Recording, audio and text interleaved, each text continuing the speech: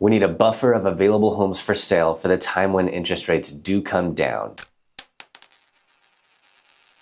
How's it going? My name is Christopher McGee. I'm the owner of Halcyon Real Estate, affiliated with the Keller Williams Market Center in Salt Lake City, Utah. Today is the 17th of June. My allergies are kicking my butt. You can tell in the sound of my voice, I'm sounding a little less like myself and a little more like a frog. But let's, allergies, what do? You're functional, you just feel like garbage, right? So we just push on with our day. Welcome to the Numbers and the Nuance. This is where you come weekly in order to know exactly how Utah's housing market is trending. And as always, I'll just kind of zoom out first, tell you what generally our market is looking like, and then we'll zoom in. I'll show you the numbers that I pulled right off the MLS this morning to show you what the trends are looking like exactly.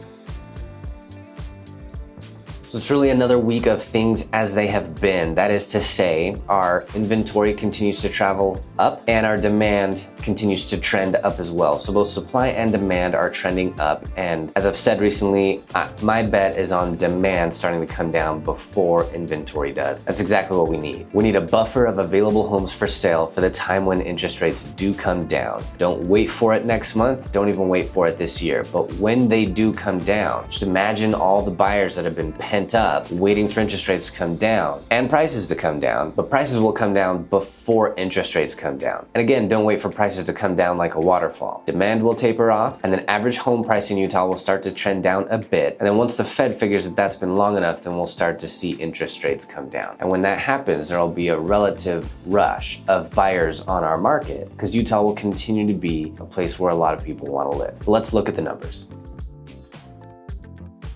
All right, our inventory jumped up almost another 300. It's sitting at 9,602, which is up obviously from the previous week. It's trending up, as you can see. Our average days on market as of last week measured at 44, which is down just a bit from the week prior to that. We can still see it trending down. Now, last week's average list price came to $643,002, which is down from the prior week, trending just barely moderately up, where average sold price came to $633,957. So the difference last week between average list price and average sold price came to $9,045 in the buyer's favor. So that's up from last week, still trending a little bit closer to zero or no net difference between average list and average sold price. The number of homes sold last week came to 554, which is down from the previous week. It's still clearly trending up. The number of homes currently under contract stands at 5,331, which is up a bit from the previous week. We see this has it was traveling up and then it came down just a bit and it's leveled into a very slow drop off. The number of price reductions last week came up again. We're sitting at 1,137 for price reductions last week, and that's keeping our upward trend going. The number of listing contracts that were either canceled, expired, or withdrawn last week came to 241. And that's down this week, keeping it steady there. And interest rates, as of this morning, stand at 6.99% for the 30-year conventional loan. And that's the numbers this week, guys. I apologize for the way I sound. Probably not as entertaining as